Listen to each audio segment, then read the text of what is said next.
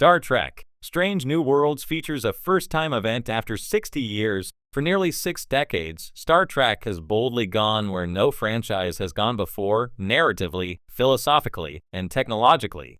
Across countless series, films, and reboots, the franchise has reinvented itself again and again while still honoring the ethos Gene Roddenberry established in 1966. But even with all of that history, innovation, and evolution, Star Trek: Strange New Worlds Season 3 manages to do something that no Trek series has ever done in 60 years. It turns the franchise's most sacred format, episodic exploration, into a fully hybridized, serialized character epic without breaking the formula fans love. It may not sound groundbreaking at first glance. After all, Deep Space Nine pioneered serialized storytelling in Trek, Discovery embraced it, and Picard made it the center of its identity.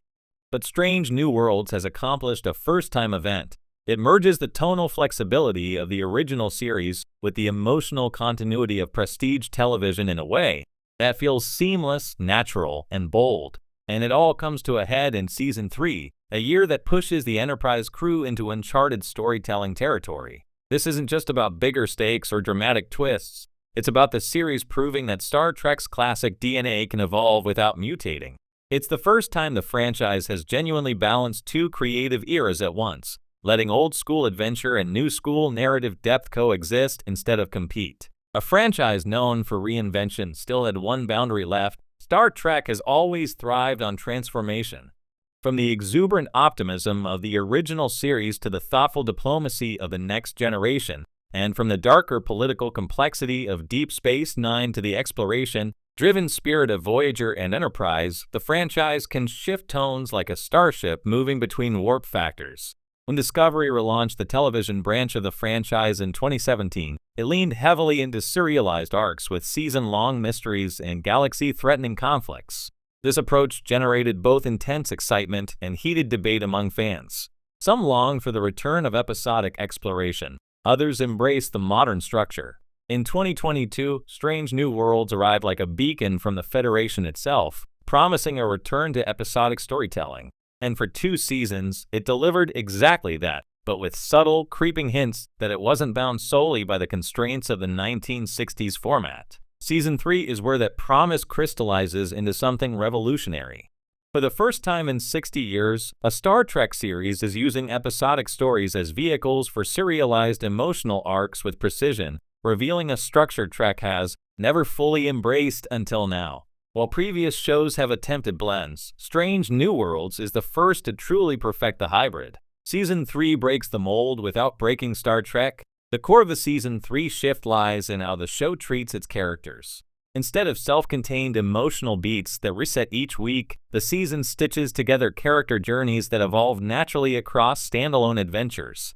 Captain Pike's burden takes center stage again, but differently. Pike's fate has always hung over the series, but Season 3 becomes the first time Trek uses a hero's known destiny as a long-term emotional engine rather than a looming spoiler.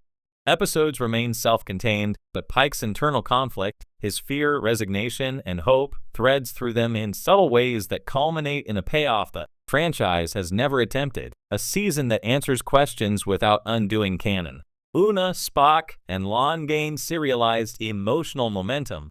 Una's evolving role as first officer, Spock's inner struggle with identity, and Lon's attempt to navigate her complicated feelings for alternate future Kirk all build across episodes without overwhelming the episodic format. Instead of the story resetting each week, emotional consequences linger, a hallmark of modern TV grafted smoothly onto Roddenberry-style adventure. Even lower-stakes characters are treated with prestige TV precision, from Ortegas's growing leadership responsibilities to M'Benga's morally complex past echoing into present-day missions. Every character gets a serialized arc delivered through episodic adventures. This technique, interweaving standalone stories with long-form character development, marks the first time Star Trek has embraced such a sophisticated hybrid at the structural level. Why this is truly a first in 60 years? Some fans might wonder, didn't Deep Space Nine do this first? DS9 introduced serialized arcs, yes, but it shifted from episodic to serialized, not merged them with equal emphasis. Voyager experimented with long-term consequences, but retained classic formatting. Enterprise attempted a serialized arc in Season 3 but struggled to blend it with episodic pacing. Discovery and Picard are fully serialized with minimal episodic structure. Strange New Worlds stands alone because every episode functions independently in the spirit of 1960s Trek. Every character remains on a continuous emotional and narrative trajectory with development that carries through the season. The season as a whole forms a narrative mosaic where episodic adventures combine into a grander thematic arc. This is the first series that refuses to choose one format over the other, bridging 6 decades of audience expectations.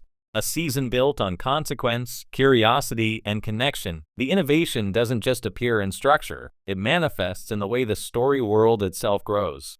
Returning to Strange New Worlds, literally, Season 3 leans even more heavily into exploration than the previous seasons, showcasing bizarre planets, unusual civilizations, and classic Trek-style moral dilemmas. Yet each exploration has emotional ramifications tied to a crew member's ongoing arc. This is Trek's first time making exploration the mechanism for serialization instead of a backdrop.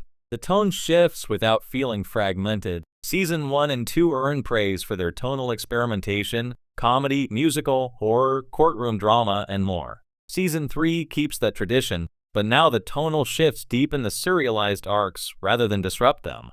A comedic episode might advance a character's struggle with vulnerability. A horror episode might force a confrontation with trauma carried over from earlier adventures. This creates a new form of storytelling Trek has never achieved, a tone-shifting emotional continuum. Legacy connections avoid nostalgia traps. One of the most surprising parts of the season is how it handles legacy characters and future continuity. Cameos and references exist, but they're anchored in character relevance rather than fan service. For the first time in Trek history, the show uses legacy elements not as nostalgia, but as emotional catalysts for its characters' central arcs. A new chapter in Star Trek's identity. The result of this first-time achievement is a season that feels simultaneously classic and cutting-edge. Longtime fans recognize the adventurous structure of the original series, while new viewers appreciate the emotional complexity of contemporary television. It's as if the franchise finally found a way to satisfy audiences from 2 entirely different eras at once. More importantly, this hybrid structure allows Trek to evolve without sacrificing anything. Instead of abandoning its roots, it expands them, proving that Star Trek can still innovate after 60 years of storytelling. It reinforces the franchise's most important theme, growth. Star Trek has always been about growth, scientific, cultural, and personal. Season 3 demonstrates that the franchise itself can grow too, not by replacing past formats, but by integrating them. This reflects the Federation's values of unity and cooperation, different approaches working together for something greater.